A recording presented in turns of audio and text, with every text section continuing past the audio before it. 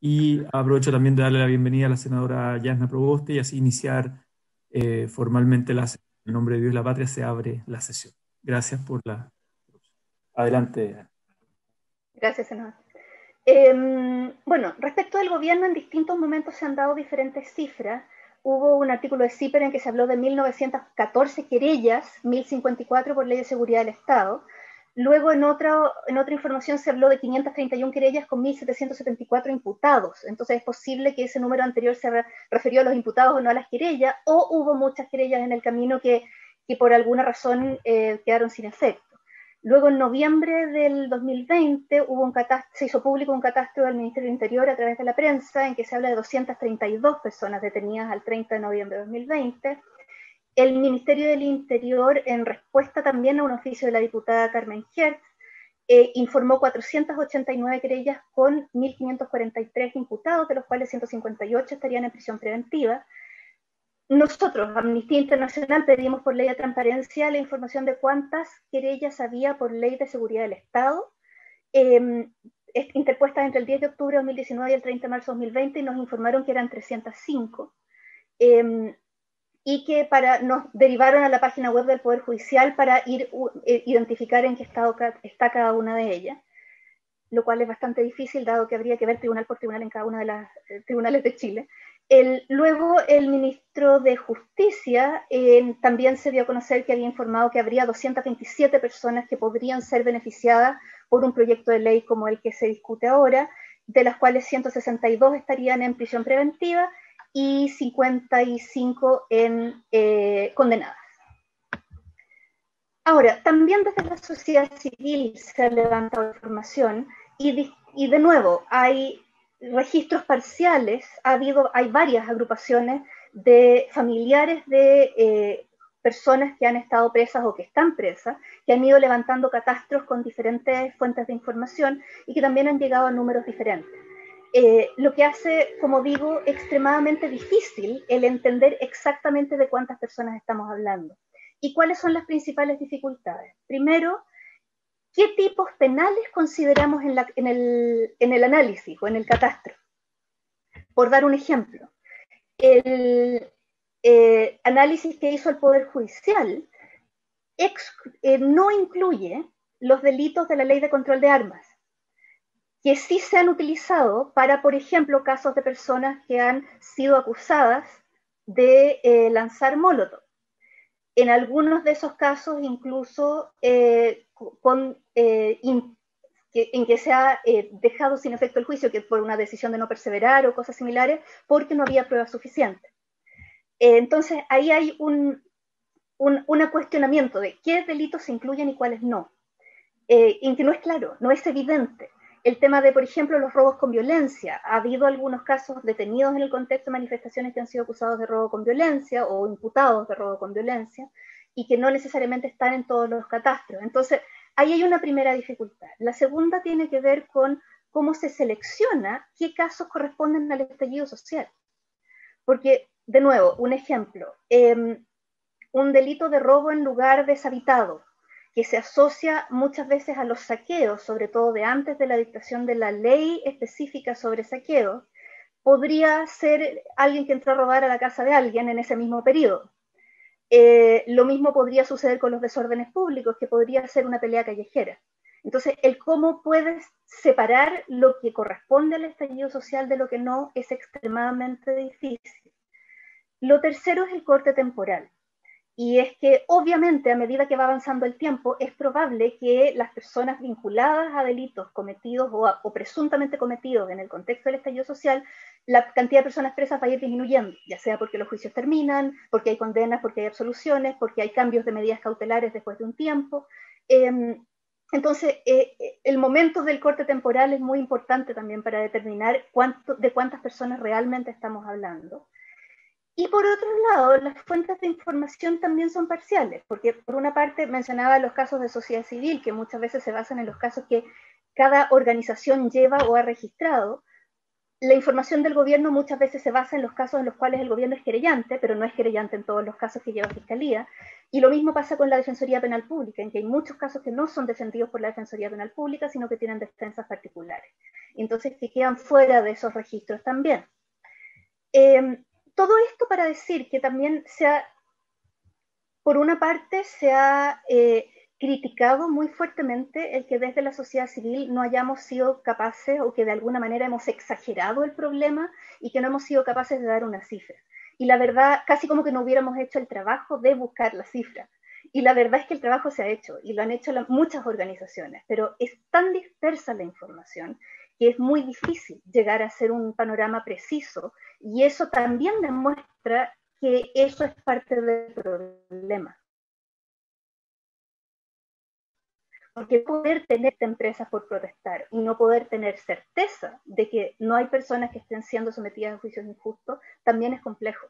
Y es algo que debiéramos poder saber, debiéramos poder tener esa información. Ahora, puntos de preocupación, voy a hacer breve referencia a 3 puntos. El primero es la existencia de tipos penales que pueden implicar el transformar en delito el ejercicio de derechos humanos, tipos penales vigentes en Chile hoy día. Segundo, el rol del gobierno en las querellas por delitos en el contexto de protestas. Y por último, preocupaciones en relación al debido proceso. En relación a los tipos penales, esta presentación la hice llegar a la comisión, así que no voy a entrar en el muy detalle de la tipificación, pero quiero levantar la preocupación principalmente por 3 normas a modo de ejemplo, que hay más normas que pueden caer en esta categoría. Primero, varios de los delitos establecidos en la Ley de Seguridad del Estado establecen conceptos muy generales, como alzarse contra el gobierno, subversión del orden público, el incitar o inducir a la subversión del orden público, el propagar información tendenciosa para perturbar el orden público, el delito que dice que provoque desórdenes o cualquier otro acto de violencia destinados a alterar la tranquilidad pública, que es extremadamente similar al delito de desórdenes públicos del Código Penal. No hay una distinción clara de cuándo aplica uno o el otro. Lo mismo pasa con la ley antibarricadas, en que la norma del 268 del Código Penal, el primer inciso, sobre todo el 268 septies, hace referencia justamente a manifestaciones no autorizadas, que como ya vimos, incluso sin el cumplimiento de la normativa interna, en la medida que sea pacífica, se mantienen dentro del margen del derecho a reunión protegido por el derecho internacional de los derechos humanos. Y en la hipótesis de la instalación de obstáculos levantados con objetos diversos, eso podría caer en un acto protegido por el derecho a reunión pacífica. ¿Es disruptivo? Lo es, pero no caería dentro del concepto de violencia que establece y que les acabo de leer en la Observación General 37. Distinto es el caso de la violencia o intimidación, que está en el mismo tipo penal, pero acá podrían caer hechos que debieran estar cubiertos por el derecho a reunión pacífica. Y por último, hago mención al artículo 269 del Código Penal, el inciso primero, que es el delito genérico de desórdenes públicos, que primero es extremadamente genérico, turbar gravemente la tranquilidad pública, eso puede ser cualquier cosa, y que además no se distingue claramente del mismo delito de la Ley de Seguridad del Estado. Entonces, ¿cuáles son los problemas? Tenemos tipos penales amplios que no alcanzan el estándar del principio de legalidad, y que no es posible para una persona normal entender qué conducta es punible con qué tipo penal. Luego, las contradicciones con el derecho a la libertad de expresión, reunión y asociación, que deben, el derecho a reunión puede tener limitaciones, pero estas tienen que ser realmente necesarias, legales y proporcionales. Y tercero, cuando se utiliza para castigar conductas que tienen lugar en contextos de protesta, que implican un uso desproporcionado e injustificado de la justicia penal. Respecto al rol del gobierno, primero mencionar que, dado que el gobierno tiene la iniciativa exclusiva para invocar la Ley de Seguridad del Estado, existe un alto riesgo de discrecionalidad y de un uso indebido de esta ley para dirigirse a determinadas formas de protesta o a determinadas protestas. Y en eso sí vemos que ha habido criterios poco claros en términos de cuándo el gobierno presenta querellas y cuándo no lo hace. ¿Por qué, por ejemplo, ciertas marchas por el rechazo, en que hubo desórdenes públicos graves, en que hubo personas con armas que amenazaron a otras personas, eso no se consideró a la altura de la Ley de Seguridad del Estado, mientras el romper un torniquete sí lo fue? El caso de las amenazas a la fiscal Jimena Chong, ¿por qué eso no fue Ley de Seguridad del Estado? en el caso del paro de camioneros, que fue muy debatido públicamente. ¿Por qué eso no fue ley antibarricadas, por ejemplo? ¿Y por qué no se creyó el gobierno como sí lo hizo en casos de otros casos similares de disrupción del tránsito? Entonces, no se trata aquí de decir se debió haber criminalizado, porque de hecho acabo de decir que son tipos penales que nos merecen preocupación en sí mismos. Pero el hecho de que no haya un criterio estándar claro para toda la ciudadanía también atenta contra esta idea del principio de legalidad y de cuándo tú estás incurriendo en un delito y cuándo no tienes cómo saberlo. Y por otro lado, la intervención del gobierno en ciertos juicios penales podría implicar, quizás sin quererlo, una validación de vulneraciones al debido proceso. Por ejemplo, al oponerse al cambio de cautelares y tratar de mantener a personas en prisión preventiva cuando no está justificado, o un ejemplo muy reciente que es el caso del Metro Pedreros, en que dos personas un adolescente, fueron absueltos porque el tribunal determinó que había habido prueba ilegal. Y el gobierno en este momento está buscando la nulidad de ese juicio para insistir en la utilización de prueba que ya fue determinada como ilegal por un tribunal. Finalmente, el hecho de que puedan haber vulneraciones al debido proceso. Ya mencioné el tema del uso de tipos penales que no resguardan el principio de legalidad. Hemos identificado algunos casos y acá estoy dando algunos ejemplos que sirven para mostrar que se ha dado y que por lo tanto ya eso es una bandera de preocupación que tenemos que tener en cuenta. Casos con pruebas débiles o obtenidas ilegalmente, ya mencioné el caso del Metro Pedrero. También tenemos conocimiento del caso de Maximiliano Fraile, que él fue detenido en una manifestación en las afueras del campus de la Universidad de Concepción y que en definitiva la Fiscalía terminó por decidir no perseverar en la causa porque no había pruebas suficientes para siquiera imputarle un delito. Y de hecho él alcanzó a estar un mes en prisión preventiva y el resto del tiempo estuvo con cautelares menores. Pero estuvo un mes en prisión preventiva para que después la Fiscalía concluyera que ni siquiera daba para perseverar en la causa. Otro punto son casos en que además hay denuncias por violaciones de derechos humanos en contra de los mismos imputados.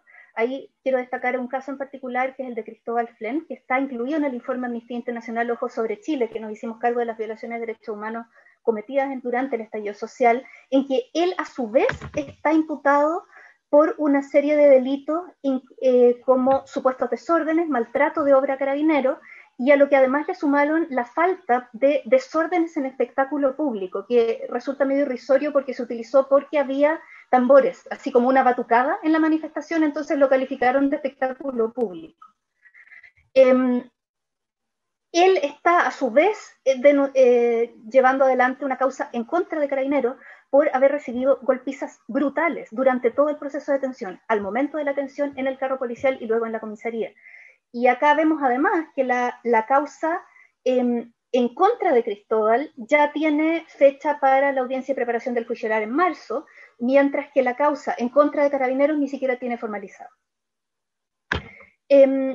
Luego está el tema del uso desproporcionado del derecho penal, que ahí dos casos mencionar. Uno es el de dos mujeres detenidas en Punta Arenas que están acusadas de haber rayado el frontis de la Intendencia de Magallanes, que estuvieron más de un año en arresto domiciliario por un rayado, y que en este minuto hay la audiencia de preparación del juicio oral también está fijada para marzo en su caso.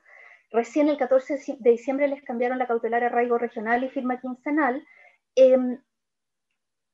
Y algo que también llama la atención en ese caso es que uno de los elementos que se está considerando es el hecho de que pertenecía a determinadas organizaciones ambientales y feministas. Que el que eso se considere un hecho relevante en la investigación nos resulta altamente alarmante. Lo mismo el caso de Carlos Marchant y Martín Robledo, que es un caso en el que inicialmente los detuvieron en Plaza Baquedano, también conocida como Plaza Dignidad, y los acusaron originalmente de robo con violencia, pero luego y quedaron detenidos, y luego de presentar evidencia pasaron a arresto domiciliario, pero finalmente les otorgaron la libertad porque retipificaron el delito ya no como robo por violencia, sino como solo desórdenes públicos. Entonces, de nuevo, no se entiende bien cómo se llegó a la conclusión de que esto era robo con violencia. Y el último punto es el uso excesivo de la prisión preventiva. La prisión preventiva en términos generales debiera ser muy excepcional, estar justificada por riesgos específicos de seguridad para el propio imputado, para otras personas, para la investigación o si hay riesgo de fuga. Tiene que estar justificada con antecedentes que efectivamente demuestren que esos riesgos existen y no debiera en ningún caso considerarse la gravedad del delito que se imputa como elemento para determinar la prisión preventiva, porque eso de alguna manera se asimilaría a una condena anticipada. Y esto es una medida cautelar, no es una sanción. Y ahí destacar dos casos, que uno es el de Anderson Rayo, un joven de 19 años que fue imputado por daños en un vidrio en un banco estado en Punta Arenas, que estuvo en prisión preventiva más tiempo que el tiempo por el cual finalmente fue condenado. O sea, el Estado le quedó debiendo tiempo de vida que estuvo preso. Y en el caso de Ibrahim Acevedo, que ese fue un caso en Santiago, finalmente lo condenaron a 4 años de libertad vigilada, después de haber estado más de 1 año en prisión preventiva.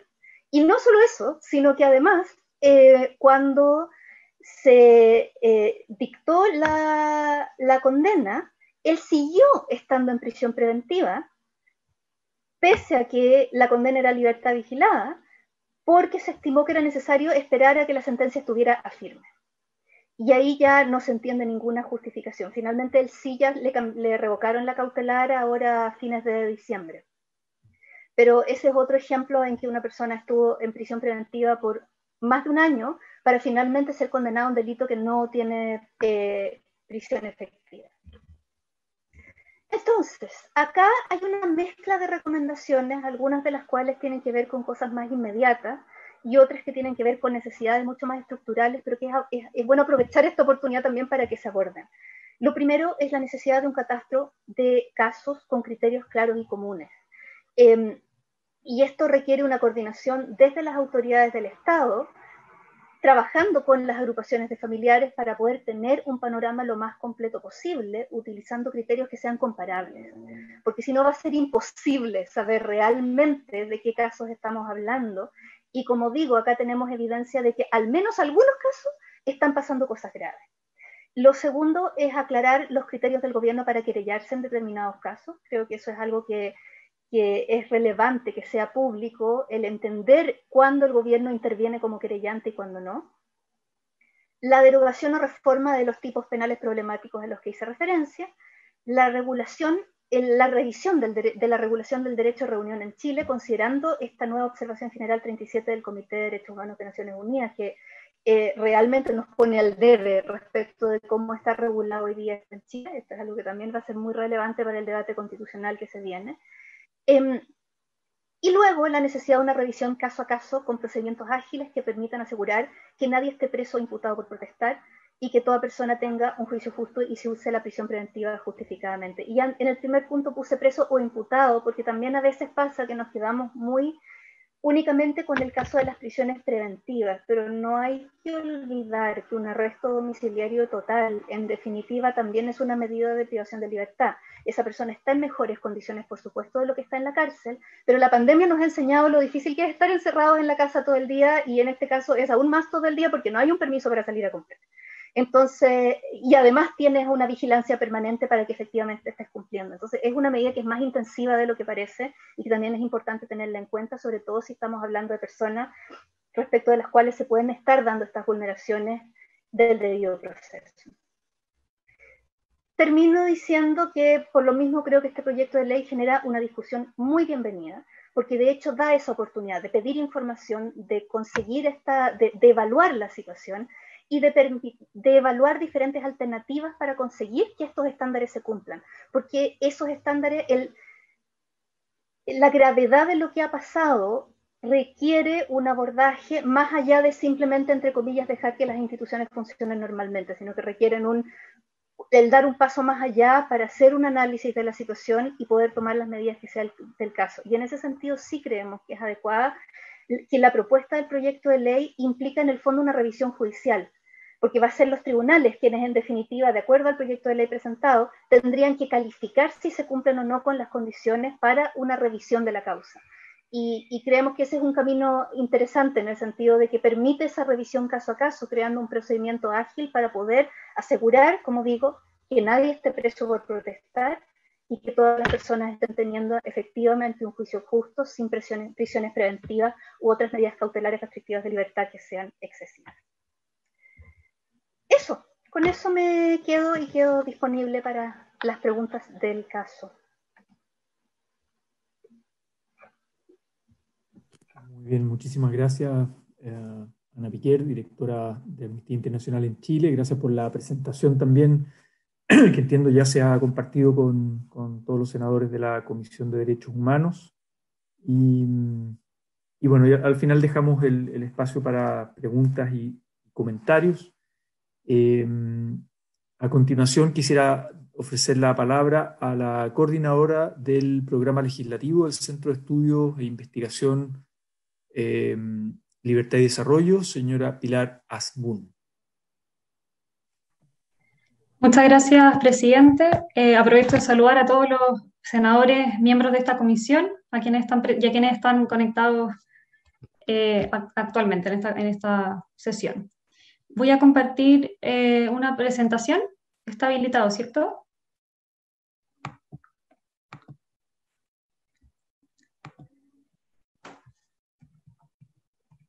Perfecto. A ver, en primer lugar, antes de entrar de lleno a los comentarios que tenemos respecto al proyecto de ley, plantear que los ejes centrales de este proyecto es que se trata de un indulto general a personas que son imputadas o condenadas por delitos cometidos con ocasión del estallido social, en la medida que se cumplan ciertos requisitos. Uno, que es haber cometido o ser imputado por los delitos que se señalan en el artículo primero, haber sido condenado o imputado por dichos delitos entre el 7 de octubre del 2019 y hasta el día de la presentación del proyecto de ley, que corresponde al 9 de diciembre del 2020, haberlos cometido o ser imputados por dichos delitos en el contexto de protestas o con ocasión de ellas, y no ser miembro de las Fuerzas Armadas y de Orden y Seguridad Pública o funcionario de cualquier organismo o poder del Estado. Un segundo eje relevante es que contempla la revocación de la medida cautelar por la sola solicitud de revisión de la medida por parte del beneficiario del indulto, y en tercer lugar, que elimina el carácter de condenado para todos los efectos legales. Eso a modo de introducción. Y respecto a los comentarios, la presentación lo estructura en los siguientes 6 puntos que voy a desarrollar más adelante. El primero es que existe una confusión jurídica, por cuanto a nuestro juicio este proyecto se trata de una ley de amnistía. En segundo lugar, formulamos crítica a los fundamentos del proyecto. En tercer lugar, se vulnera el principio de separación de poderes. En cuarto lugar, nos referimos a la gravedad de los delitos involucrados. En quinto lugar, a la gravedad también de esto de que se revoque la prisión preventiva sola solicitud de revisión. Y en sexto lugar, que se infringe el principio de igualdad ante la ley.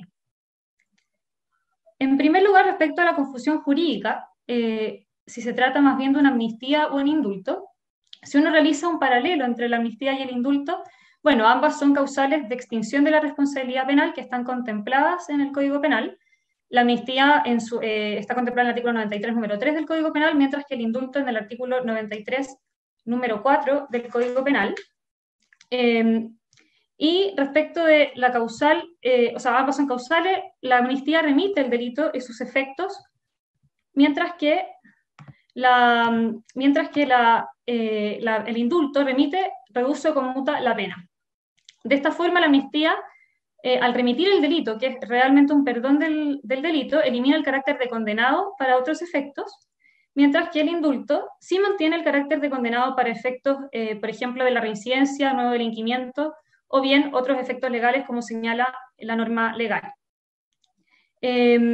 Por último, la amnistía, en el fondo, puede dictarse la ley incluso antes de iniciarse el proceso, mientras que el indulto requiere una sentencia condenatoria ejecutoriada. De hecho, en esta cita, citando en el fondo al Instituto Nacional de Derechos Humanos, que hizo una presentación en otro proyecto de ley, el documento que obtuve de la Biblioteca del Congreso, explica muy bien la diferencia. Dice: el indulto a punto se dirige fundamentalmente a la pena, requiriendo una sentencia ejecutoriada, diferenciándose así de otras figuras que sí serían, en estricto rigor, eximentes de responsabilidad penal, como la amnistía, que es una condonación o perdón del delito que puede alcanzar en toda su extensión la responsabilidad de un delincuente, aún antes de dictarse sentencia, e incluso cubrir hechos, periodos, delitos y que no digan relación a personas determinadas. Agregando que de ahí que se sostenga que mientras la amnistía constituye un estado de olvido o perdón frente al delito, el indulto representa solo un perdón frente a la pena. De la misma forma,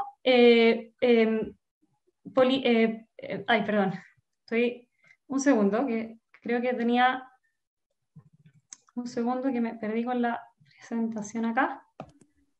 Ahí sí, de la misma forma, los profesores Politov, Matus y Ramírez coinciden en que el indulto es una gracia, tal como la amnistía, pero que se diferencia de ella por la menor amplitud de su alcance y efectos, procediendo solamente respecto de personas condenadas por sentencia ejecutoriada.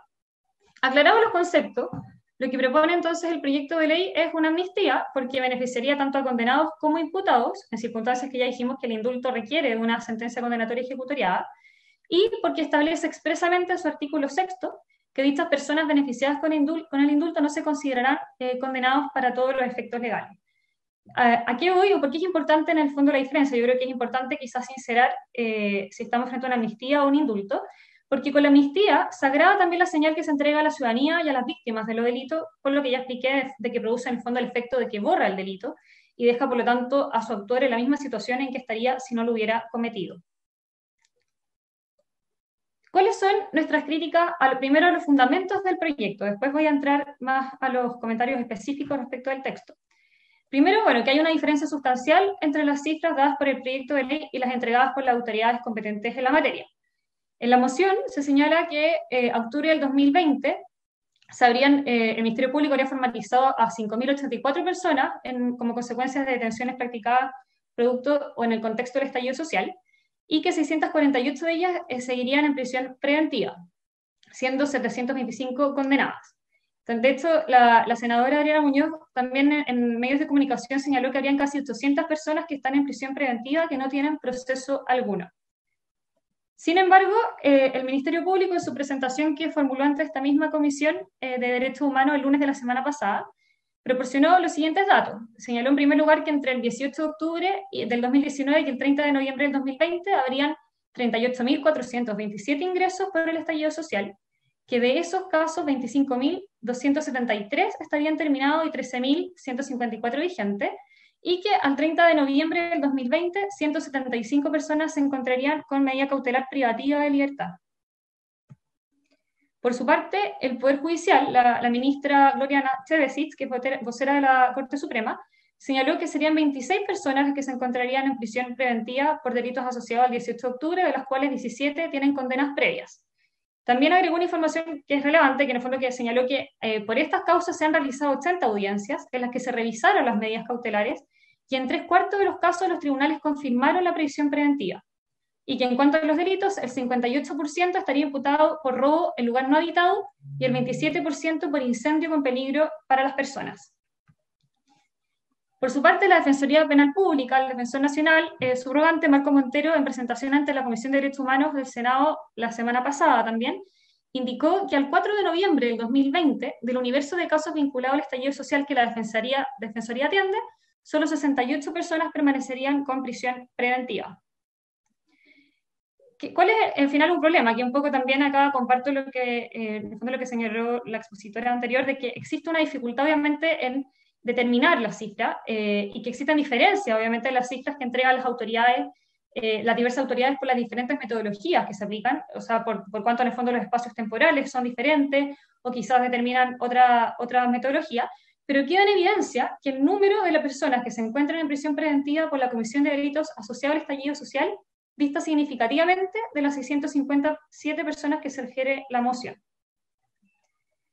Una segunda crítica respecto a los fundamentos de la moción es la justificación o relativización de la violencia.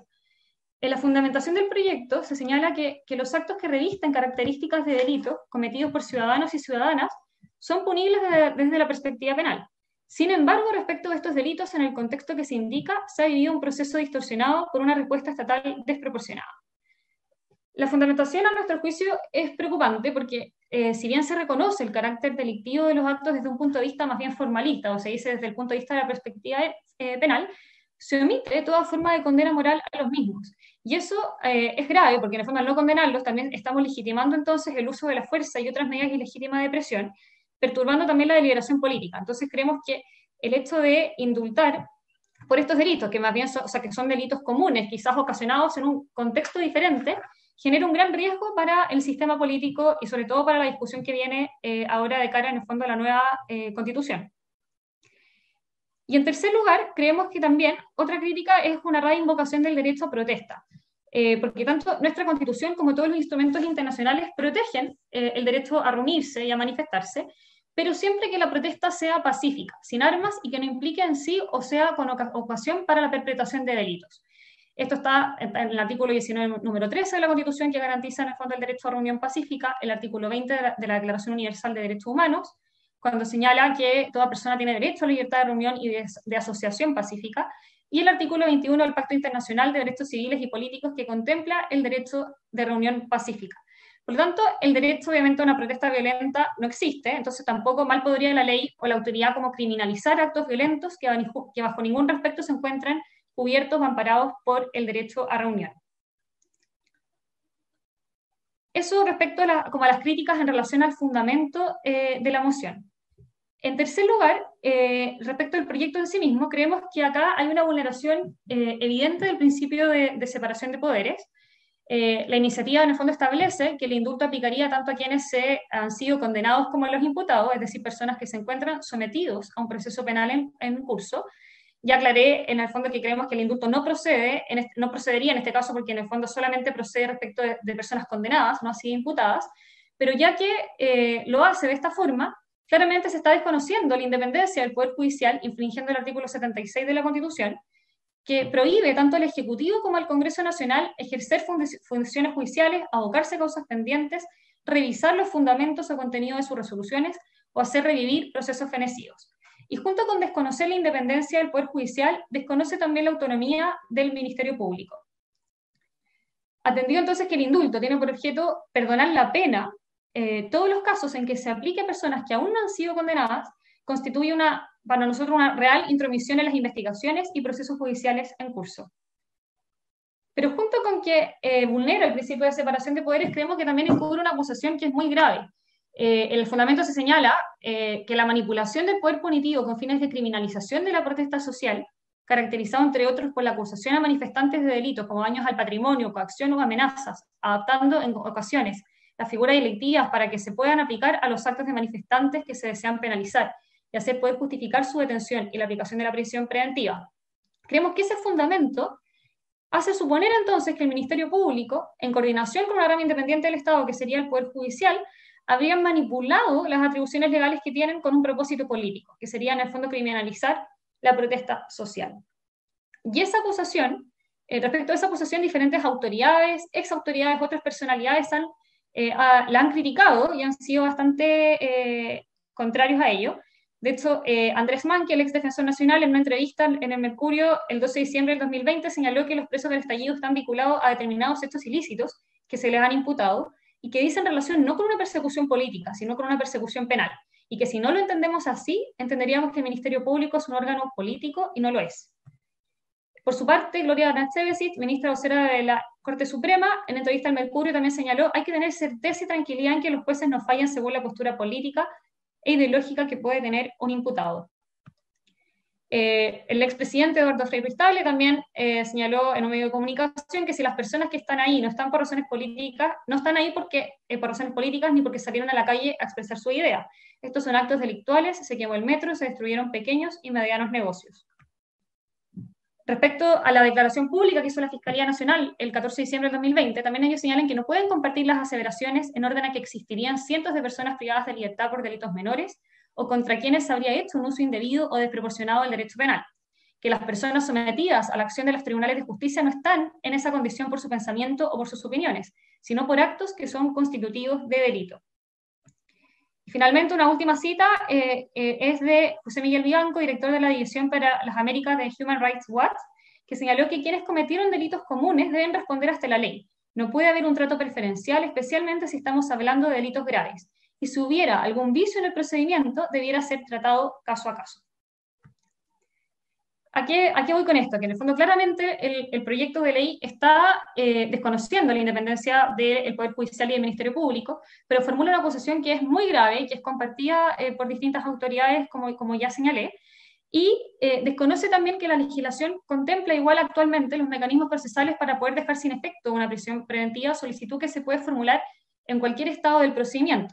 De hecho, el artículo 144 del Código Procesal Penal establece los requisitos y regula la solicitud de modificación y revocación de la resolución sobre prisión preventiva, y el 145 regula la sustitución de la prisión preventiva de la revisión de oficio, cuestiones que se pueden hacer en cualquier estado del procedimiento y todas las veces que se quiera. Un cuarto punto apunta a la gravedad de los delitos. El proyecto de ley contempla un catálogo muy amplio de delitos. Contempla delitos contra la seguridad interior del Estado, contra el orden y la seguridad pública, contra las personas. De hecho, contempla el homicidio frustrado, contempla delitos contra la propiedad, entre los cuales se señalan delitos de incendio, porte de artefactos incendiarios, delitos de daño a bienes públicos, saqueo y robo de lugar no habitado en contexto de calamidad pública, delitos de la Ley de Control de Armas, algunos delitos del Código de Justicia Militar, como maltrato de obra a carabineros, castración y mutilación de un carabinero, amenazas contra carabineros, delitos de la Ley 12.927 sobre seguridad del Estado, y también contempla a los adolescentes que hayan cometido estos delitos y que estén siendo investigados conforme a la Ley de Responsabilidad Penal Adolescente. Dicho catálogo de delitos, entonces, que es bastante amplio, contempla delitos tan graves como el homicidio frustrado, delitos de incendio con resultado de muerte, o castración o mutilación de un carabinero. Y si uno hace un paralelo con, de hecho, con la última ley publicada sobre indulto general, que fue la ley 21.228, que se publicó en abril del 2020, que es el indulto general conmutativo a raíz del COVID, se excluyeron determinados delitos graves, como el homicidio y otros de gravedad, haciendo como un paralelo en el fondo con otros cuerpos legislativos de indulto. En quinto lugar, respecto de la revocación de la prisión preventiva a sola solicitud de revisión, creemos que el proyecto contempla que en cuanto a las personas que se encuentren sujetas a alguna medida cautelar, ya sea privativa o restrictiva de libertad por estos delitos, el proyecto dispone que solo por el hecho de solicitar su revisión, invocando la concurrencia de condiciones para que proceda el indulto, esta medida debiera ser revocada hasta que el juez resuelva sobre su solicitud. Creemos que este efecto es grave desde un punto de vista de protección de la víctima y también de la sociedad, y pasa por alto también el análisis caso a caso que debe efectuar el juez a la hora de decretar y mantener o revocar una medida cautelar de prisión preventiva. De hecho, los artículos 139 y 140 del Código Procesal Penal establecen los requisitos respecto a la procedencia y en el fondo todos los requisitos que se deben cumplir para que se decrete la prisión preventiva, entre ellos que existan antecedentes que justifiquen la existencia del delito que se investiga, que existan antecedentes que permiten presumir fundadamente que el imputado ha tenido participación en el delito como autor, cómplice o encubridor, y que existen antecedentes calificados también que permiten al tribunal considerar que la prisión preventiva es indispensable para el éxito de las diligencias precisas y determinadas de la investigación, o que la libertad del imputado es peligrosa para la seguridad de la sociedad o del defendido, o que existe peligro de que el imputado se dé a la fuga conforme a las disposiciones anteriores. Por lo tanto, acá existen en el fondo requisitos que deben cumplir los tribunales al momento en el fondo de decretar una medida cautelar de prisión preventiva, de tal forma que lo que sugiere en el fondo el proyecto es que este análisis como riguroso no se estaría en el fondo efectuando en determinados casos, cuestión y acusación que, como ya dije, es bastante grave. En sexto lugar, creemos que este proyecto también infringe la igualdad de la ley. De hecho, de la misma fundamentación del proyecto consta que se pretende beneficiar especialmente a jóvenes que han sufrido vulneración de sus derechos sociales y económicos, que cometieron o son imputados de delito en el contexto de manifestaciones sociales. Por lo tanto, este proyecto infringe la igualdad ante la ley porque al indultar a un grupo específico de personas atendiendo a la finalidad política o al contexto en el que cometieron estos delitos que se les imputan o por los que fueron condenados, está discriminando a todo el resto de la población carcelaria. Y al mismo tiempo también, en norma expresa, excluye de la aplicación de la ley y del beneficio del indulto a los miembros de las Fuerzas Armadas y de Orden y Seguridad y a funcionarios de cualquier organismo poder del Estado. O sea, también está excluyendo a funcionarios de cualquier organismo poder del Estado poder acceder al beneficio del indulto, cuestión que a nosotros nos parece que infringe evidentemente la igualdad ante la ley. ¿Cuáles son las conclusiones? Bueno, en primer lugar, se trata de un proyecto que carece de justificación y es inconveniente por múltiples razones. Primero, porque constituye una señal gravísima para la convivencia social y para el Estado de Derecho, porque se estaría justificando la comisión de delitos y el uso de violencia con fines políticos, porque desatiende también a quienes fueron víctimas de los delitos, y en este punto quiero ahondar un poco más, porque si bien en el fondo se pretende, o sea, se quiere indultar en el fondo a toda esta población que al mismo tiempo es muy difícil de determinar, por las dificultades en el fondo de determinar cuándo un delito fue cometido o no con ocasión del estallido social, olvida que muchos de estos delitos son delitos comunes y que por lo tanto hay víctimas de esos delitos. Por lo tanto, estaríamos dejándolos en plena indefensión, y al mismo tiempo hay ciertas dudas qué ocurre en el fondo con los efectos civiles también, o las víctimas en el fondo cuando quieren solicitar, ya sea en sede civil, ciertas indemnizaciones o responsabilidad, perseguir en el fondo responsabilidad civil extracontractual, van a tener una carga probatoria mucho mayor, porque en el fondo el delito ya no estaría dentro del fundamento de sus pretensiones. Al mismo tiempo, desconoce la independencia de los demás poderes y órganos del Estado involucrados, formulando una acusación grave respecto de su actuar, y concede un beneficio arbitrario a favor de un determinado grupo de privados de libertad, discriminando al resto de la población carcelaria. Esas son respecto a nuestras conclusiones en cuanto a que el proyecto carece de justificación e inconveniente por múltiples razones.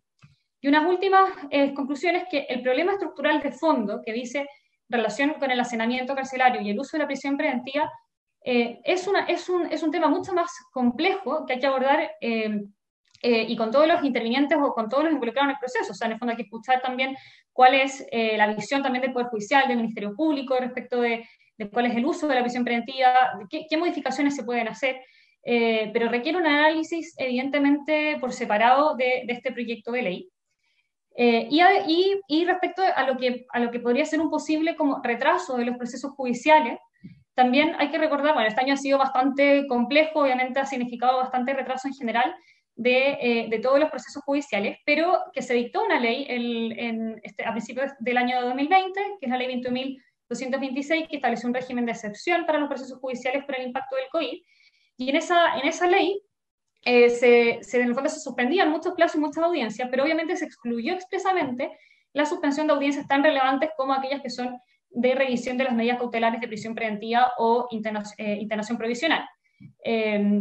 Y que además hay una agenda legislativa en curso que pretende hacerse cargo de reformar el sistema de justicia para enfrentar la situación luego del estado de excepción, que es un proyecto de ley que está con discusión inmediata y que hoy día está siendo conocido por la Comisión de Constitución del Senado. Evidentemente hay temas que abordar, pero creemos que se tienen que hacer por cuerdas separadas. Muchas gracias, señor presidente.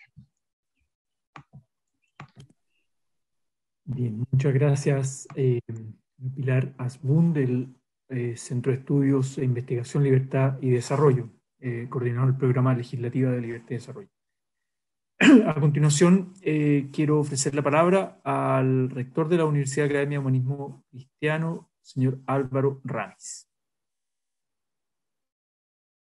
Muchas gracias, presidente. Quisiera agradecer la invitación a exponer en esta comisión. Voy a leer un texto que creo que resume principalmente mi reflexión al respecto y los motivos por los cuales creo que es importante y fundamental avanzar en la legislación propuesta, y por qué creo que es relevante para el interés público que se apruebe la indicación de hoy día que se señala respecto a la ley que concede indulto general por razón humanitaria a las personas que se indica según el boletín que hoy día estamos tramitando. Yo quisiera recordar que en una democracia hay dos reglas inviolables. La primera es que el gobierno surgido de las urnas tiene el monopolio de la fuerza legítima, es un principio irrenunciable. Y la segunda es que esa potestad está limitada por los derechos humanos y garantías ciudadanas que limitan, determinan y condicionan su uso. En Chile, luego del 18 de octubre de 2019, la segunda de estas reglas se ha quebrado. La imposición del estado de emergencia y la violenta represión desatada en forma posterior violó la regla democrática que limita y condiciona la fuerza coactiva del Estado, lo que ha sido constatado y documentado en informes nacionales e internacionales como los del Alto Comisionado de Naciones Unidas para los Derechos Humanos, la Comisión Interamericana de Derechos Humanos, Amnistía Internacional y Human Rights Watch. El fondo de esa ruptura radicó en caracterizar las manifestaciones sociales como una cuestión criminal. Se convirtió a manifestantes en presuntos delincuentes, generándose el episodio de violencia institucional masiva más grave sucedido en Chile desde 1990. Sin embargo, el proceso de movilización social expresó un momento de soberanía y empoderamiento ciudadano que llevó a la firma del Acuerdo por la Paz Social y la nueva Constitución del 15 de noviembre de 2019, que buscó garantizar el restablecimiento de la paz y el orden público en Chile y el total respeto a los derechos humanos y la institucionalidad democrática vigente.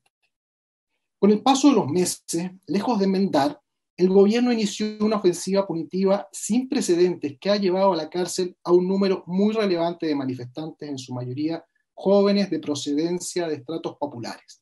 Desde entonces, miles de chilenos se han movilizado para exigir la liberación de quienes consideran que están en una condición de presión política. Esto levanta la pregunta: ¿hay presos políticos en Chile?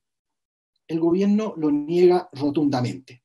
El motivo de su encarcelamiento, sostiene, es estrictamente legal, no político. Se señala que no han sido enviados a prisión por sus ideas, sino por delitos previstos en el Código Penal.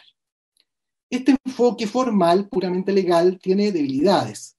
Por una parte, el párrafo 1 del artículo 9 del Pacto Internacional de Derechos Civiles y Políticos afirma que todo individuo tiene derecho a la libertad y a la seguridad personales. Nadie podría ser sometido a detención o prisión arbitraria. Nadie podrá ser privado de su libertad, salvo por las causas fijadas por la ley y con arreglo al procedimiento establecido por esta. En este sentido, todo estaría bien en Chile. El problema es que bajo esa óptica no habría presos políticos en ningún lugar del mundo. Por principio, ningún Estado acepta tener presos políticos. Siempre se encuentra un artículo del Código Penal que avale su encarcelamiento. Esto es una constatación histórica. Hasta la peor dictadura apela a la ley para encarcelar a los disidentes. Nelson Mandela, recordemos, no fue reconocido como preso político por el gobierno sudafricano, que lo encarceló por 27 años por el delito de conspirar para derrocar el gobierno. Mahatma Gandhi tampoco tuvo ese reconocimiento por parte de los británicos, que lo condenaron por sedición. Siempre los presos políticos están en otros países y en otros tiempos. El momento en que eso cambia de criterio se produce cuando se da una ruptura en el régimen que encarcela, como se documenta abundantemente en la historia de Chile. En 1991 se promulgaron las denominadas leyes cumplido, por las cuales se puso fin a la prohibición constitucional de conceder indulto presidencial y libertades provisionales a procesados por delitos, entre comillas, terroristas. A la vez, la dictadura militar, por medio del decreto ley 2191 de 1978, implementó una autoamnistía destinada a los agentes del Estado que cometieron delitos luego de 1973. En el caso español, los presos antifranquistas pudieron ser liberados producto de la ley de amnistía de 1977, que se aplicó a los actos de intencionalidad política, cualquiera fuese su resultado, tipificados como delitos y faltas. En síntesis, la aplicación de leyes de amnistía o de indulto pueden obedecer tanto a la voluntad de garantizar la impunidad de crímenes de Estado, como también a motivaciones humanitarias en orden a la pacificación de conflictos políticos y sociales bajo una lógica de justicia transicional. En principio, se considera que la prisión política es resultado de la participación en actividades políticas, especialmente si se muestra oposición o son críticas a un gobierno. No existe una definición universal aceptada sobre prisión política y por eso el punto suele ser motivo de disputas irresolubles. En ausencia de violencia puede hablarse de presos de conciencia, pero los presos políticos no deben calificar como presos de conciencia para hacerlo. Un preso político puede haber actuado con violencia o sin violencia, de allí que a menudo los gobiernos hayan alegado que si se da esa primera condición se trataría más bien de un miembro de un grupo terrorista, subversivo o rebelde. En cualquier caso, y tal como lo recuerda siempre también Amnistía Internacional en otros textos, un preso político tiene derecho a exigir un juicio justo y con todas las garantías. Del mismo modo, la frontera entre la denominada desobediencia civil y la legítima presión ciudadana para exigir cambios democráticos necesarios no es nítida ni ha sido igual a lo largo de la historia. Solo hay que recordar el movimiento sufragista feminista o de los derechos civiles de la población negra. Ahora bien, lo determinante en la prisión política es que conlleva situaciones mucho más injustas y una aplicación de las leyes mucho más duras que en otras situaciones similares. La Asamblea Parlamentaria del Consejo de Europa elaboró en 2012 5 criterios para analizar este problema. Considera la motivación política de los actos y la voluntad de las autoridades para proceder a encarcelar pudiendo no hacerlo. Estas 5 características definen prisión política y basta con que se acredite una de estas variables para que esta condición sea considerada. ¿Cuáles son? La primera, cuando en la detención se ha violado alguna de las garantías fundamentales de los derechos humanos y en particular cuando éstas afectan a la libertad de pensamiento, conciencia, religión, expresión o información y reunión o asociación. 2. Cuando la detención se ha hecho por razones políticas y no corresponde a un delito tipificado como tal. 3. Si por motivos políticos se da una desproporción importante en la duración de la detención. 4. Si por motivos políticos el sujeto es detenido de forma discriminatoria en comparación a otras personas. Y 5. Cuando el procedimiento ha sido claramente injusto y se puede relacionar con motivos políticos de las autoridades. También cuando el proceso judicial es claramente injusto y con una intencionalidad política significativa. En Chile, la Comisión Wallich dio una orientación al señalar que existe motivación política cuando la prisión es fruto de la aplicación de normas jurídicas de mayor rigor en el juzgamiento de los hechos o en virtud de normas especiales como la Ley de Seguridad Interior del Estado. No obstante, el debate de fondo siempre será político. Prueba de ello es la diferente vara de medir que utilizan unos y otros en función de quién es quién. Es crucial la opinión que se tenga del preso o del régimen que lo encarcela. En Chile la historia nos muestra que el derecho penal, y muy particularmente la cárcel, ha sido utilizada para combatir la disidencia política en muchos momentos en el pasado, lo que es una causa de la pérdida de legitimidad democrática del Estado en otros momentos de la historia. En lo inmediato, desde el 18 de octubre, es posible acreditar, de acuerdo a numerosos testimonios, de personas privadas de libertad y su familia, una o más condiciones señaladas por la Asamblea Parlamentaria del Consejo de Europa. Hay razones fundadas que permiten considerar a detenidos del estallido social como personas que están en prisión política. La principal tiene que ver con la actitud antigarantista con que ha actuado el gobierno.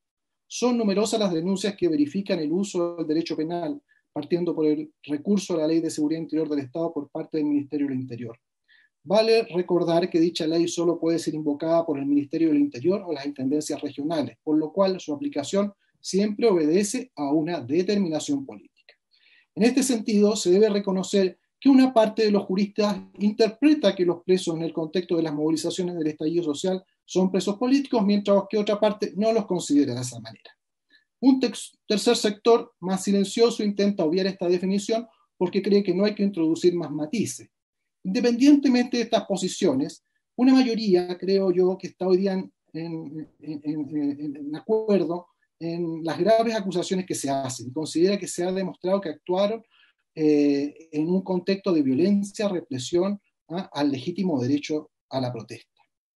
Donde hay amplio consenso en nuestro país es en considerar totalmente desproporcionada e injusta la duración de la prisión preventiva y el ensañamiento penal que se está aplicando. En este sentido, parece inteligente, por lo tanto, y más eficaz trabajar en lo que une que en lo que separa. Es llamativa la falta de acogida que tuvo el llamado de la alta comisionada para los derechos humanos de Naciones Unidas, Michelle Bachelet, quien en marzo de 2000 pidió a las autoridades de todo el mundo trabajar rápidamente para reducir la cantidad de personas detenidas en el inicio de la cuarentena del COVID-19. En la ocasión solicitó que toda persona detenida sin fundamento jurídico suficiente, incluyendo prisioneros políticos y detenidos por haber expresado opiniones críticas o disidentes, sean puestos en libertad para despejar la población de los recintos penitenciarios. Lo que ocurrió fue todo lo contrario. Se masificó el uso desproporcionado de la prisión preventiva aplicada a estas personas detenidas. Entonces, esta actitud antigarantista se evidencia en las denuncias documentadas por la Comisión Chilena de Derechos Humanos, referida a las violaciones del derecho de integridad física, la libertad personal, así como las diversas garantías judiciales de estas personas detenidas, lo que apunta a procesos de discriminación por parte de los poderes de Estado. Se advierte la intencionalidad de aplicar un castigo ejemplarizante que desaliente las movilizaciones de un pueblo que se siente mayoritariamente humillado por parte de estas sanciones. No son hechos aislados, forman parte de una lógica de excepción que se ha ido imponiendo en el último año y que se puede interpretar bajo la racionalidad del derecho penal del enemigo, que asume la tentación de castigar no por lo que se ha hecho, sino por lo que se es. Por ello, el principio democrático que apela a todas las ideas que todas las ideas se pueden defender en escenarios de no violencia, se debe debilitado, ya que la existencia de este tipo penal abre la puerta a normalizar y extender medidas de fuerza a otros lugares y contextos. La falta de reacción ciudadana nos devuelve a la vieja advertencia de Bertolt Brecht. Primero les tocó a unos, luego a otros y finalmente a nosotros mismos, pero ya es tarde. Romper con este estado de negación en el ámbito de las violaciones de derechos humanos y de la situación de estas personas privadas de libertad constituye un punto de partida ineludible si se busca impedir la reproducción y repetición de los hechos vividos. Allí arraiga la noción de justicia transicional, entendida según Paul Van Zyl como el proceso de llevar a juicio a los perpetradores, revelar la verdad acerca de los crímenes pasados, brindar reparación a las víctimas, reformar las instituciones básicas y promover la reconciliación. Por este motivo, es necesario una justicia transicional que se aplique a varias tareas atingentes a buscar un proceso de pacificación frente al conflicto social que atravesamos desde el 18 de octubre en adelante. La idea fundamental es potenciar, promover y consolidar el Estado de Derecho, pero para eso es necesario que el Estado responda a los cuestionamientos que se hacen desde la ciudadanía, por ejemplo, la asimetría entre las suaves penas aplicadas a los delitos económicos y financieros o a los delitos cometidos por agentes del Estado en contextos represivos, y las gravosas penas aplicadas a las personas vinculadas a falta o delitos ligados a movilizaciones políticas y sociales, que acusan una o más causales que les acreditarían bajo esta condición. La justicia penal debe demostrar, por lo tanto, su condición de pilar autónomo y necesario en dicho proceso. Al respecto, tiene que demostrar que es capaz de imponer sanciones a los responsables políticos de las violaciones a los derechos humanos cometidas desde el 18 de octubre de 2019. Debe aportar la verdad judicial sobre las responsabilidades individuales en estos hechos, la contextual histórica que se debe extraer desde otros mecanismos extrajudiciales. Este proceso no puede estar condicionado, por lo tanto, no se puede ofertar bajo el principio de verdad sin justicia. Sin embargo, consolidar hitos jurisprudenciales y documentar de forma oficial lo sucedido es la única forma de romper con el circuito de legitimación social que se instala en estos contextos. En otros términos, tanto para quienes fueron víctimas o victimarios y crímenes de violación a los derechos humanos en este proceso, el reconocimiento por parte de estos hechos por parte del Estado no es un elemento prescindible ni supletorio.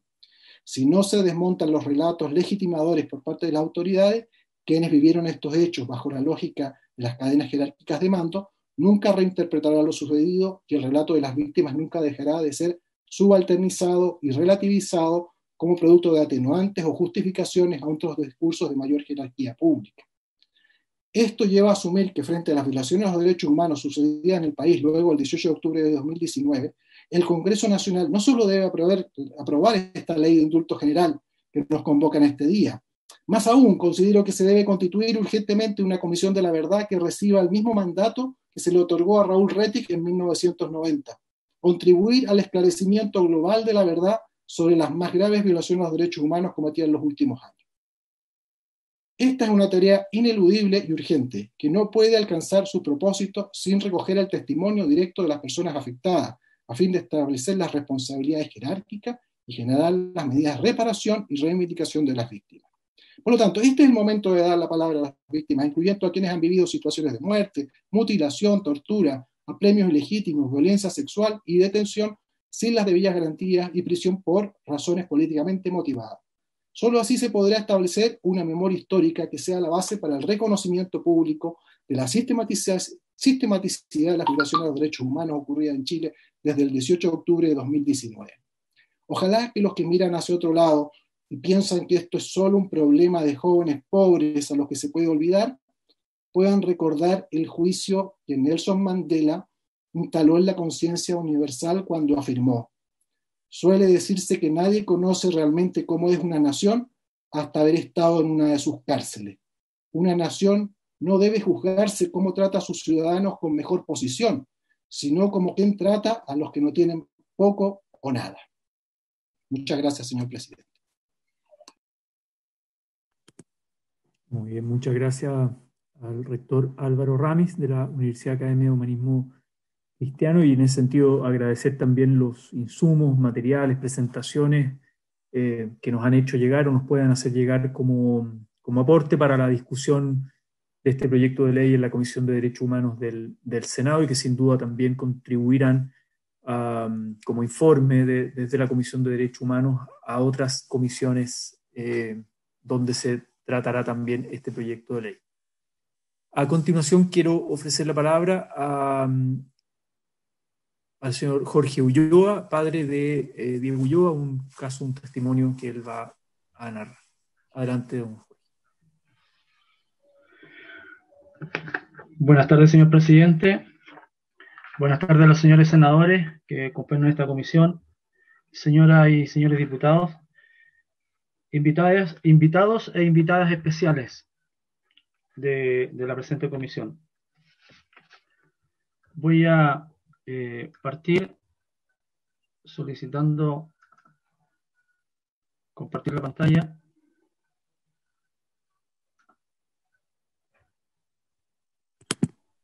Adelante.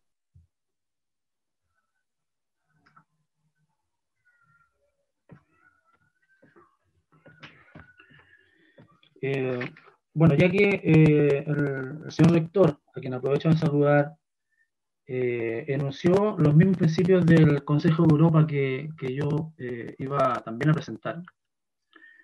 Quisiera de todas maneras hacerlo para aterrizar un poquito el contexto en el que nuestros familiares han sido de alguna manera expuestos a una prisión política. Cuando se habla de presos políticos de la revuelta, se enmarca las movilizaciones ocurridas en Chile durante 2019, y si bien no existe una definición clara en el ámbito jurídico nacional, la Asamblea Parlamentaria del Consejo de Europa, experta en temas de derechos humanos, sugiere que para que una persona pueda ser considerada como preso o presa político, debe haber vivido alguna de las siguientes situaciones. Si la detención se ha impuesto como una violación de las garantías fundamentales establecidas, tales como la libertad de pensamiento, de conciencia, de religión, expresión e información, y la libertad de reunión y asociación. Cuando las detenciones se han hecho en contexto histórico de luchas sociales de la ciudadanía, como en el caso de Chile con la revuelta social. Detenciones por razones políticas y no por delitos comunes. Desde el 18 de octubre existe una criminalización de la protesta, permitiendo un uso desmedido de la fuerza policial bajo lineamientos de gobierno. Eso nosotros lo hemos vivido en cada protesta. Cuando se da una desproporción importante en la duración de la detención, como ha sido el uso abusivo de la prisión preventiva.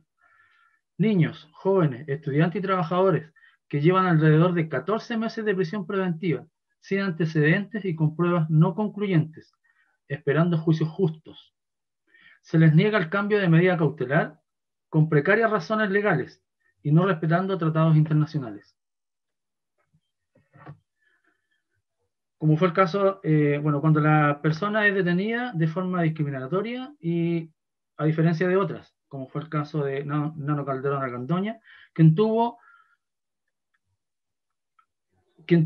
un cuidado y tratamiento especial al momento de ser detenido, por ser hijo de una persona reconocida en el medio, versus el caso de Roberto Campos, profesor que mantuvieron por 56 días en prisión preventiva en la cárcel de alta seguridad por patear un torniquete, situación ejemplificadora del clasismo en Chile. Cuando la detención y el procedimiento judicial ha sido un proceso injusto y se relaciona con motivos políticos de parte de algunas autoridades. Las enfáticas y múltiples querellas del Ministerio del Interior, la escasez de pruebas para realizar las acusaciones, la condena anticipada en las declaraciones de políticos antes que las resoluciones de tribunales. Diego Ulloa Cárdenas es estudiante de Gastronomía Internacional en el INACAP Apoquindo, scout desde los 13 años, actual preso político en base a lo que recién hemos expuesto. Paso a hablar del caso que tengo demasiado cerca. En Santiago, diciembre 2 de 2019, la mañana de este día, en una de las últimas conversaciones que Diego tendría con sus padres antes del principio de una pesadilla, su madre le pide que no se arriesgue tanto, que no vaya tan seguido a las protestas, a lo que Diego, con toda convicción, responde: estoy luchando por ti, por mi papá, por mis hermanos y mis sobrinos. Este país debe cambiar y no puedo quedarme en casa. Como padres quedamos horriblemente preocupados. Al día siguiente, nuestro hijo era apresado, golpeado e inculpado por el delito de porte de elementos incendiarios. Ese día, nuestro hijo fue víctima de uno más de los tantos montajes de Carabineros de Chile. El día 3 de diciembre, Diego Ulloa Cárdenas, luego de asistir al Instituto INACAP, donde cursa segundo semestre de Cocina Internacional, se dirige a las inmediaciones del edificio Costanera Centro, en donde algunas de sus compañeras del instituto harían una presentación de las tesis, en el marco de las manifestaciones que se han venido desarrollando desde el 18 de octubre del 2019. Diego ha asistido a las manifestaciones de manera pacífica y con gran convicción social. Prueba de esto es que ha sido parte de la llamada tercera línea, quienes se dedican a apagar las bombas lacrimógenas que Carabineros lanza de manera indiscriminada a la población manifestante, con el propósito de que éstas no dañen a las personas que cada día intentan dar a conocer su descontento por la situación actual de nuestro país.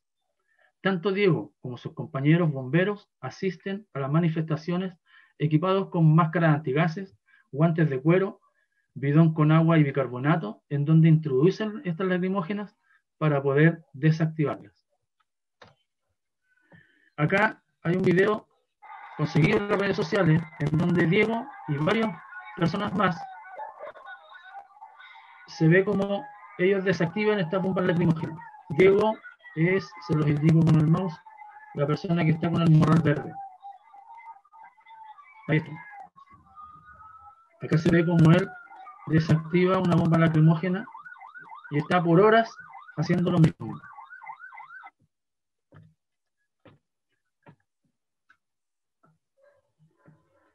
En su detención, aproximadamente a las 20:10 horas del 3 de diciembre, estando en la esquina de Avenida Providencia con Luis Taller Ojeda, se percata de la presencia de unos 12 carabineros motorizados que se acercan rápidamente hacia el grupo y decide correr por el miedo de ser víctima de golpes, desapariciones y muertes, que cada día desde el 18 de octubre se atribuye a Carabineros. Tras correr por calle Luis Taller Ojeda, aproximadamente una cuadra al sur, y doblar por calle San Pío X, Carabineros le da alcance. Lo rodean, él se detiene y se entrega pacíficamente. Pese a esta señal y dando razón a sus temores, un carabinero lo toma por el cuello, lo bota al suelo y le propina golpes de puño y patadas. Le quitan su mochila y mientras lo esposan y continúan con el maltrato, el teniente, según su propia declaración, procede a revisar su mochila, en donde supuestamente encuentran 2 bombas Molotov preparadas e intactas.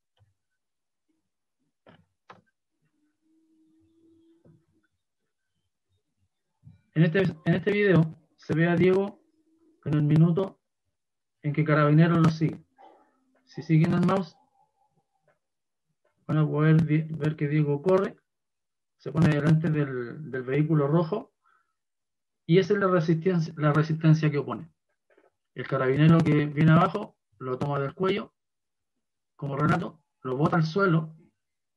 Obviamente por las ramas y el árbol que se encuentra ahí no se ven los golpes que se le propina. Y esto sigue.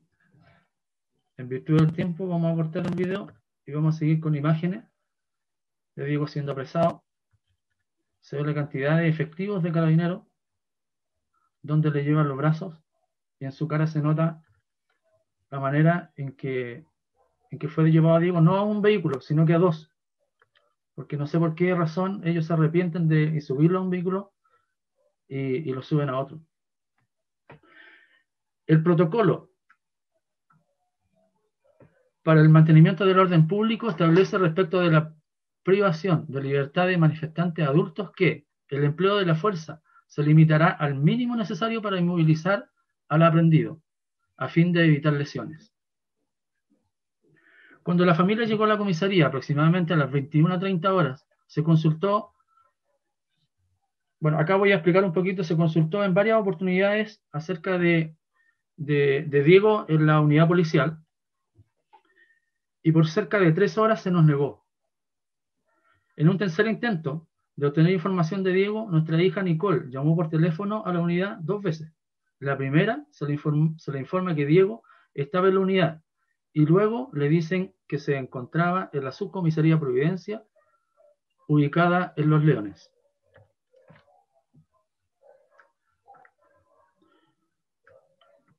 Lo anterior generó una profunda duda respecto de la situación de nuestro hijo, ya que teníamos la ubicación desde su teléfono móvil en ese punto, situación que le comentamos a la cabo Francia Pérez, y minutos después nos informaron que efectivamente nuestro hijo se encontraba en esa comisaría, que se estaba haciendo el procedimiento correspondiente y que teníamos que esperar siempre fuera de la comisaría. Acto seguido, vimos que a unos metros llegaron periodistas de Televisión Nacional y Megavisión, quienes se acercaron a nosotros y nos preguntaron si esperábamos a algún detenido de las manifestaciones. Les contamos lo que estaba pasando y nos pidieron una entrevista. En ese momento sale de la unidad el teniente Oscar Sepúlveda, quien conversó con los periodistas y les pidió que le esperaran un momento para buscar una gorra, momento en el cual me acerqué a los periodistas y les solicité que le preguntaran al teniente por mi hijo. Le mencioné el nombre completo y me dijo que coincidían con las iniciales de la persona respecto de la que entrevistarían al teniente Sepúlveda. Así fue que nos enteramos que la llamada a la prensa fue hecha desde dentro de la comisaría, lo que demuestra que en todo minuto los agentes de la 19 Comisaría de Providencia sabían que nuestro hijo se encontraba dentro de la unidad policial.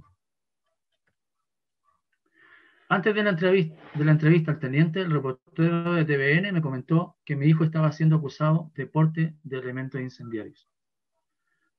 Luego de que los periodistas me entrevistaron e hice mis descargos, por lo dudoso del procedimiento, amablemente, el teniente nos invitó a ingresar a la comisaría para poder ver a Diego. Cuando vi a mi hijo en el calabozo, le pregunté si estaba bien, si estaba herido. Un poco, me responde, en la cara y en las manos. Le pregunté si le había leído sus derechos. Me respondió que no. Y si sabía por qué estaba detenido, y también me respondió con una negativa. Lo que a todas luces deja en evidencia la ilegalidad en el procedimiento.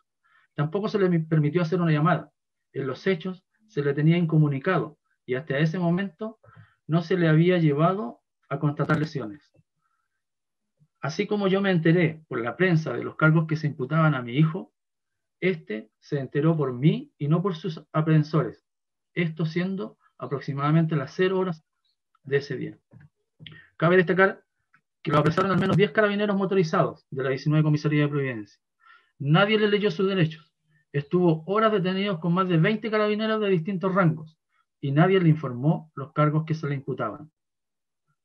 Cuando ingresé por segunda vez a la unidad para dejarle ropa y comestibles, al ver que estuvimos solo unos segundos, me comentó que al estar en otro lugar de la comisaría donde lo llevaron los carabineros, con 4 carabineros que revisaban su mochila, se les escuchó decir, veamos bien cómo armamos esto.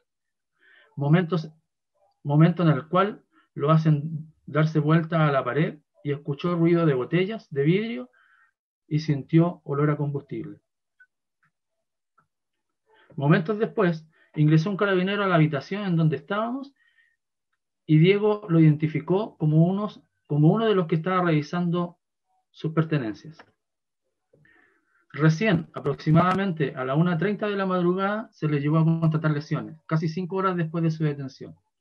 En suma, las irregularidades que se advierten en el procedimiento de detención de mi hijo son las siguientes. Violencia innecesaria al momento de su detención. No se le leyeron sus derechos. Se le negó el derecho de realizar una llamada telefónica y no se le permitió acceder a un abogado. No se le informó los cargos que se le imputaban. Se le negó al menos 3 veces información acerca de su paradero a la familia directa, sin siquiera dejarles ingresar a la unidad. Los cargos imputados fueron informados por la prensa y no por Carabineros. Diego se enteró por su familia de los cargos que se le imputaban y el motivo de su detención y no por Carabineros, como corresponde. Se le imputan cargos totalmente falsos respecto de porte de elementos incendiarios y se le planta evidencia falsa para justificar dichos cargos. Al día siguiente, el 4 de diciembre, Diego fue formalizado por cargos de desórdenes públicos y porte y tenencia de elementos incendiarios por el 8º Juzgado de Garantía y se le aplicó la medida cautelar de prisión preventiva por los 60 días que duraría la investigación. Medida cautelar más gravosa que se le podía aplicar. Esto, pese a que Diego es estudiante y tiene irreprochable conducta anterior. En la formalización, el abogado defensor solicita las siguientes pericias. Tomar declaración a 3 testigos que estuvieron con Diego el día de su detención. Pedir, respaldar y solicitar copia de videos de cámaras de la Municipalidad de Providencia, específicamente de Avenida Providencia, entre las calles Luis Taller Ojeda y Tobalaba. Pedir, respaldar y solicitar videos de cámara GoPro de Carabineros encargados de la detención de Diego.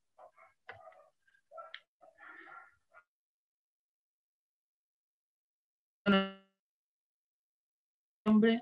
cual rechaza la apelación confirmando la medida cautelar de prisión preventiva. Con fecha 30 de diciembre se asiste a revisión de medida cautelar nuevamente y se presentan nuevos antecedentes de parte de la defensa. Informe del perito criminalístico.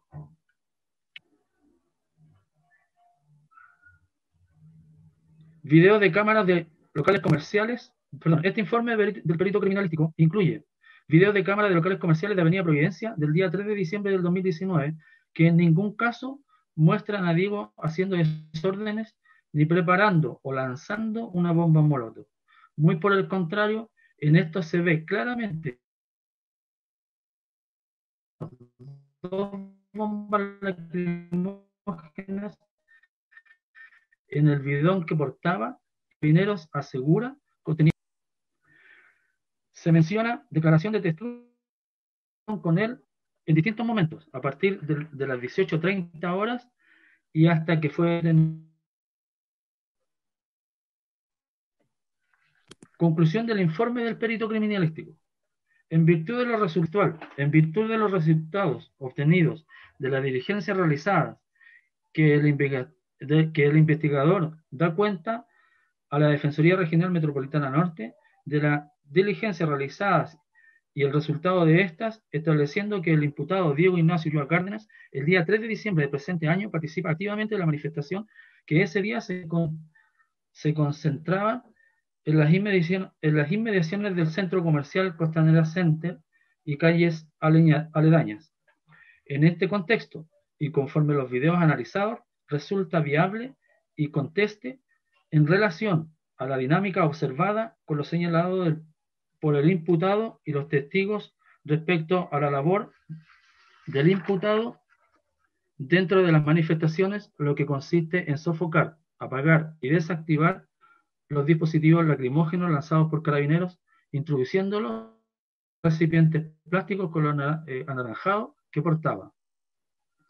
Por otro lado, este investigador considera que es imposible pensar o creer que los artefactos incendiarios hayan sido encontrados en las condiciones en las que son presentados como medios de probatorios conforme a la ilustración de las fotografías habidas en la carpeta de investigación, en atención a los antecedentes analizados con anterioridad, lo que se suma a los resultados obtenidos del análisis químico realizado a las muestras tomadas.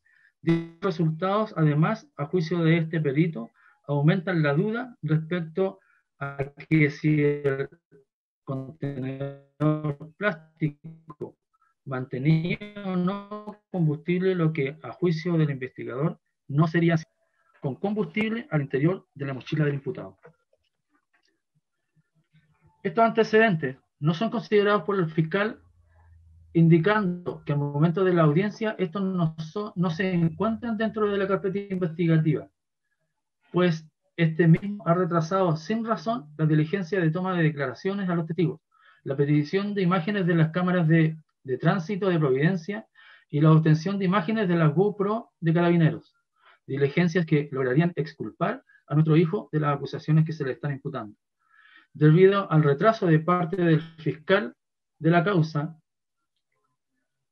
se interpone una cautela de garantía con objeto de lograr que las diligencias solicitadas desde el día 10 de diciembre por la defensa sean realizadas por la Fiscalía.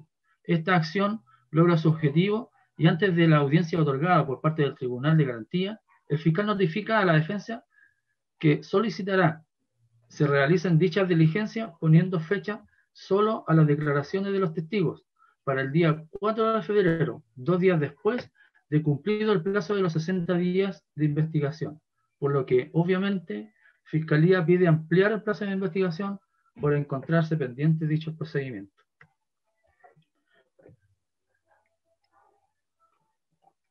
Luego de 90 días, en un quinto intento, le es rebajada la medida cautelar a arresto de dinero completo, situación en la que Diego permanece por 4 meses, tiempo en el cual se producen nuevas situaciones de presión de parte de Carabineros en contra de Diego. Los primeros días de agosto, en virtud de nuevos antecedentes incorporados siempre por la defensa, nuevamente obtenemos modificación de medida cautelar a arraigo nacional y firma mensual, situación en la que actualmente se encuentra Diego. Si al momento de su detención hay carabineros que tenían cámaras GoPro, ¿por qué son solicitadas por la ¿por qué no son solicitadas por la Fiscalía y por el contrario son parte de las solicitudes de la defensa las que ya han sido negadas?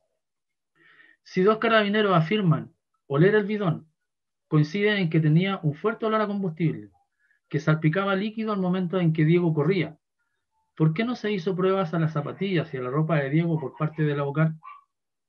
¿Por qué las pruebas a sus manos resultaron negativas? La defensa solicita videos de cámaras de la comisaría, siendo una vez más la respuesta negativa. Hoy, a más de un año de este fatal 3 de diciembre, solo podemos decir que estamos tristes por todo lo que hemos vivido como familia, que estamos muy preocupados por el resultado del juicio que aún esperamos, pero también nos sentimos orgullosos de nuestro hijo y de nuestros niños, niñas y jóvenes chilenos que nos motivaron a luchar primero junto a ellos y luego por ellos. No descansaremos hasta verlos libres. Diego no es un delincuente, es un preso político, víctima de un montaje y lo que es peor, no es un caso aislado. Como bien lo expuso la directora de Amnistía Internacional,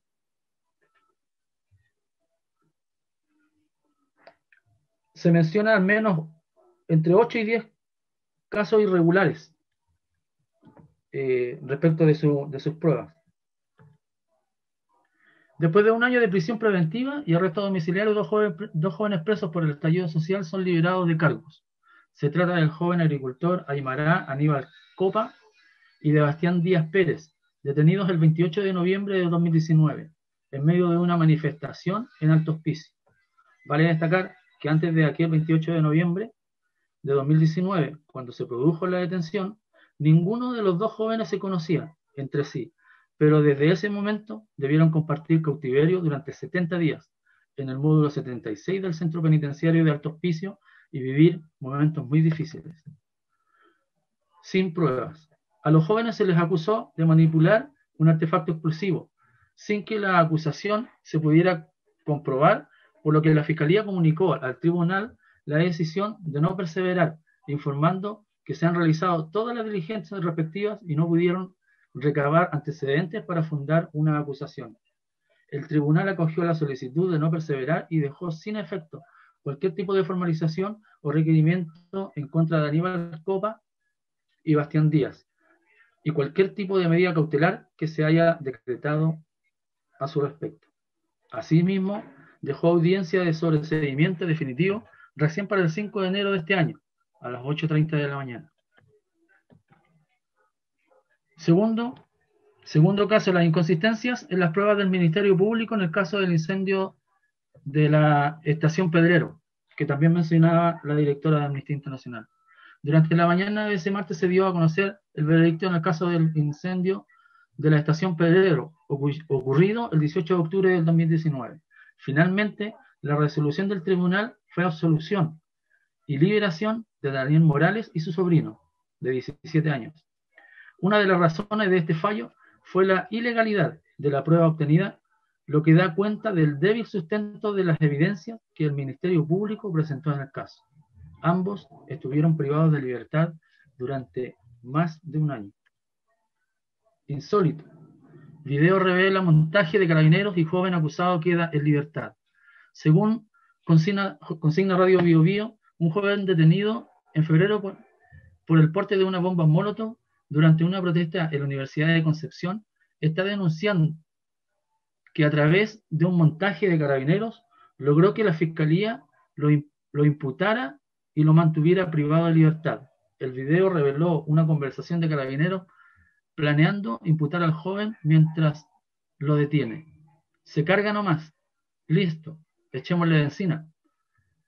Si no, que la tome nomás. Aprende a quedarte callado.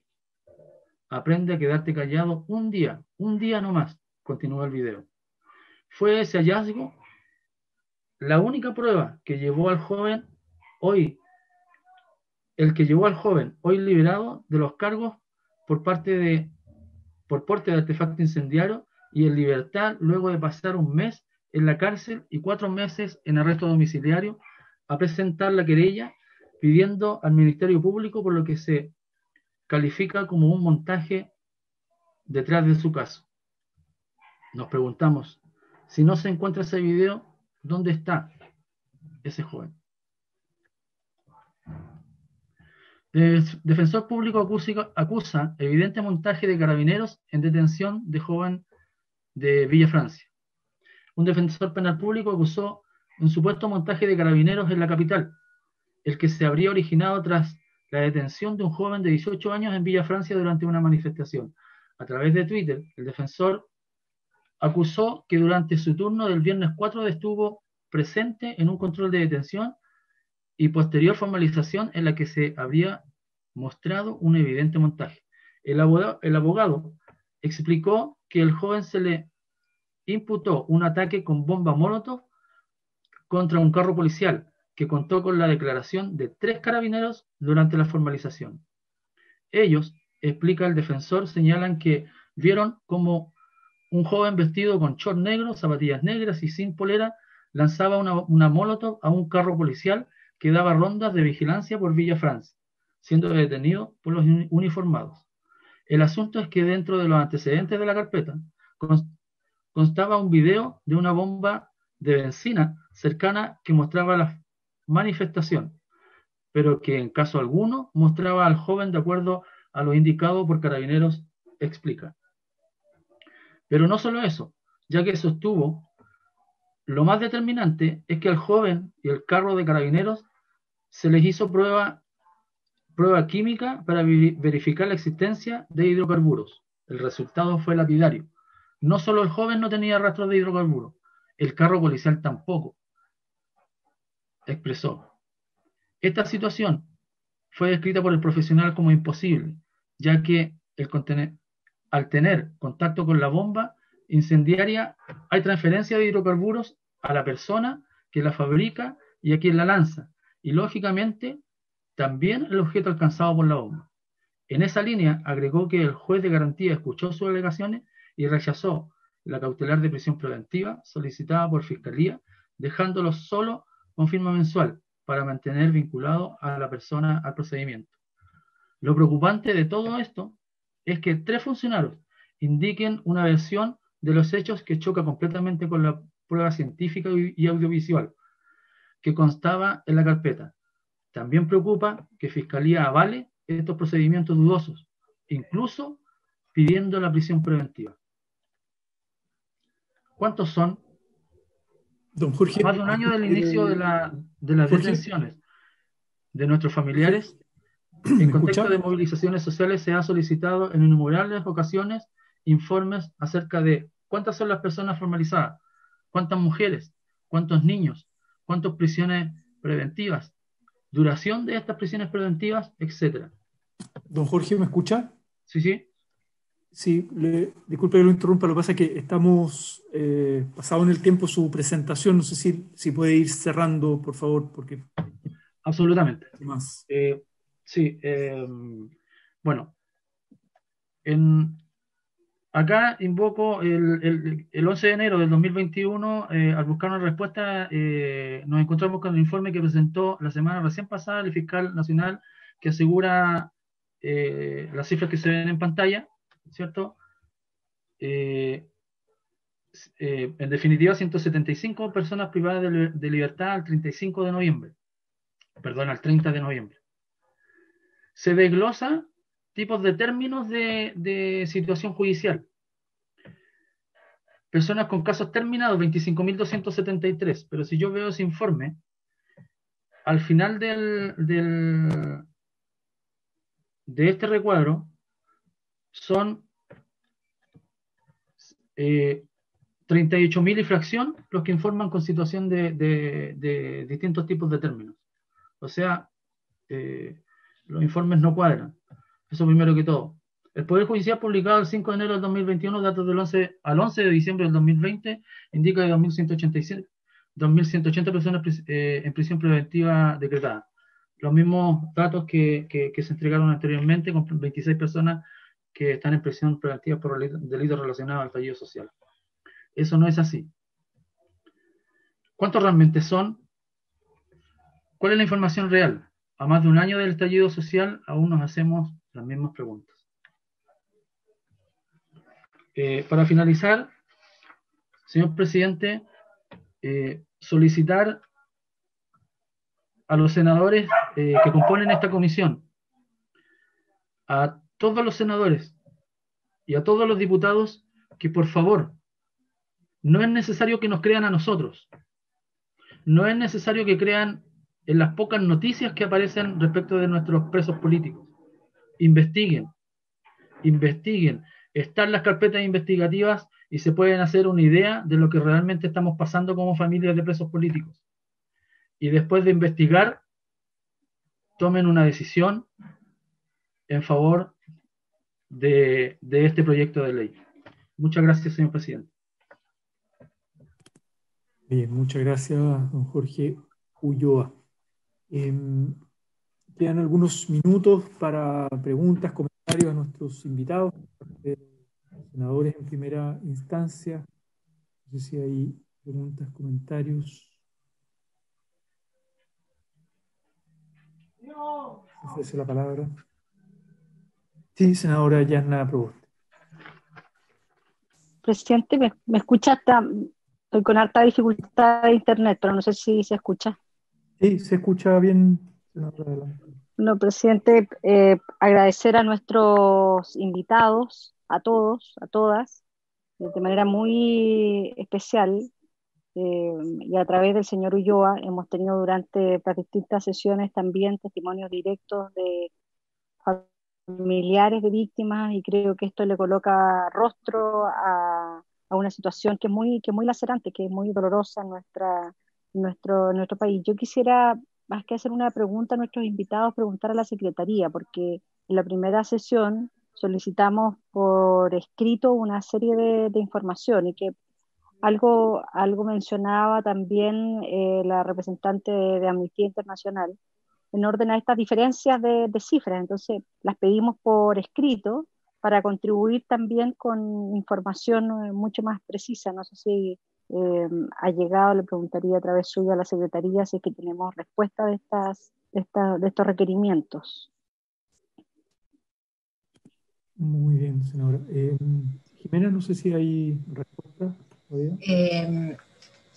No, señor presidente, no nos ha llegado un oficio específico de respuesta, pero entiendo que la presentación que hizo el señor fiscal nacional la sesión pasada estarían entregadas las cifras por ese organismo. Nos faltan las demás que hemos consultado y que no hemos tenido respuesta. Bien, sí, la semana pasada recién se entregaron varias cifras por parte del Poder Judicial y lo que estábamos haciendo era Claro, pero como darle. decía también la encargada de Amnistía, también las propias cifras del Ministerio Público son distintas, entonces por eso creíamos que más que la presentación era bueno, dado que se hizo una solicitud formal, que tuviésemos una respuesta formal de estas instituciones. Vamos a insistir en el requerimiento. Todavía no hay respuesta más allá de las presentaciones que han hecho la semana pasada, claramente. Bien. El rector Álvaro Ramis me pidió que lo excusara porque tuvo que retirarse a otra reunión entre medio. Agradecía la invitación y dejó también, bueno, y agradecemos también todo el material, las presentaciones que nos han compartido en la Comisión de Derechos Humanos del Senado. No sé si hay más palabras, preguntas, comentarios. Los invitados, sí, senador Iván Moreira, ¿no? No, está diciendo que no. Bien, sin más, pareciera ser que no hay más palabras. Agradecer nuevamente a nuestros invitados, invitadas. La subsecretaria también me pidió que la excuso, pues estaba citada a la Comisión de Derechos Humanos de la Cámara, en medio de la sesión, y quedó Bernardita, su gabinete, presente en la sesión. Bueno, continuaremos la próxima semana. Tenemos un listado de más invitados e invitadas a dar opinión sobre el proyecto de ley. Así que por haberse cumplido el objeto de esta sesión, se levanta. Muchas gracias. Que estén muy bien.